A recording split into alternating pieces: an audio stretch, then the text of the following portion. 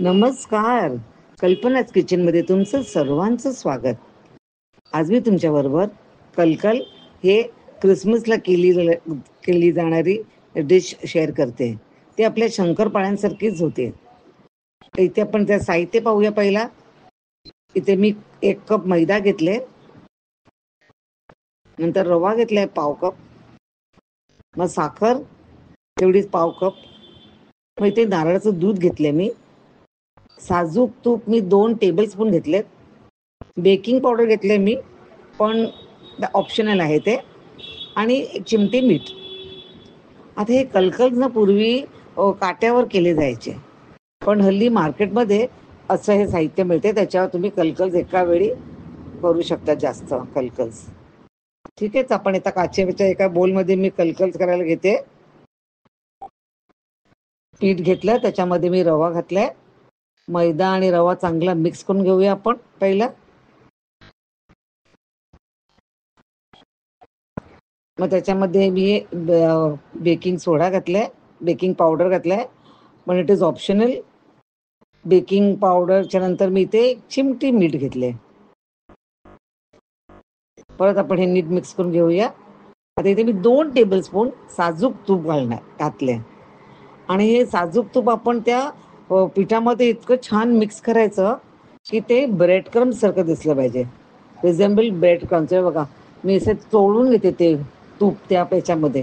हे very important tip आहे, आणि ही गरज आहे त्याची. ते तूप चांगलं तुम्ही त्या पिठामध्ये चोळून घ्या.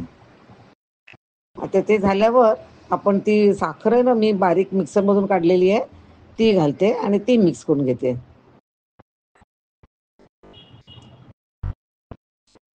आता आपल्याला नेहमी पिठासारखं आपण मळतो ना, तसंच गोळा करून घ्यायचं आहे. पण मी इकडे पाणी न घेता मी इथे नारळाचं दूध वापरते. तुम्ही इकडे नारळाच्या दुधाच्या ऐवजी तुम्ही साधं दूध पण घेऊ शकतात.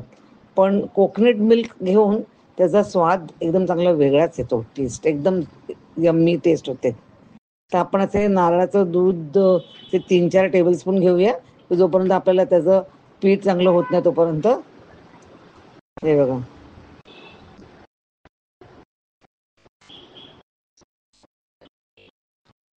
आहे ना चांगलं. आता पीठ आपलं नेहमीसारखं मळून झालेलं आहे. आता हे पीठ ना मी अर्धा तास तरी झाकून ठेवून, अर्धा तास रेस्ट करत ठेवूया. अर्धा तास झाल्यावर आपण ते कलकलचे गोळे करायचे आहेत. त्याच्या अगोदर तुम्हाला मी एक कसं दाखवते, कसे करायचं कलकल करतात ते. हे बघा, त्या ह्याच्यावर घेतलंय मी मोल्डवर, आणि सहज आपल्या अंगठ्यानी ते पीठ त्याच्यावर प्रेस करायचं, आणि त्याच वेळी ते मूव्ह करायचं पुढे, की ती शंकरपाळ्यासारखी ह्याच्यासारखी सॉरी शिंपल्यांसारखी दिसते. हे बघा, परत दाखवते मी इकडे. अंगठ्यानी घ्यायचं हे करायला. हे बघा, आणि ते अलगद एकदम टर्न करायचं. चांगला शेप येतो ना या कलकल्सला. मग नंतर ना तुम्ही दिसते मी तिकडे एकदम स्लाइटली तिकडे मी प्रेस करते, म्हणजे ते कलकल सुटत नाहीत, आणि ते असं आपण केल्या त्या ह्याच्यामध्ये राहतात तसे. ठीक आहे, ते सगळे कलकल करून झाले. इथे मी तेल गरम केलंय, आणि तेलामध्ये आता हे शंकरपाळ्या पण तळायला घ्यायचे. पहिला मी हायवर ठेवलं होतं, नंतर मी सगळ्या शंकरपाळ्या मंद ह्याच्यावर मी तळून घेतलेत. त्याचा चांगला गोल्डन कलर यायला पाहिजे ना, म्हणून. नंतर मग एका आपण पेपर नॅपकिनवर काढू शकतो.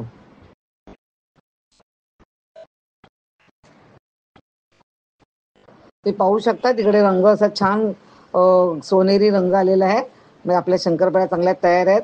त्या आतून पण कच्च्या राहिल्या नाही पाहिजेत, म्हणून मी ते मध्य ह्याच्यावर ठेवलेलं.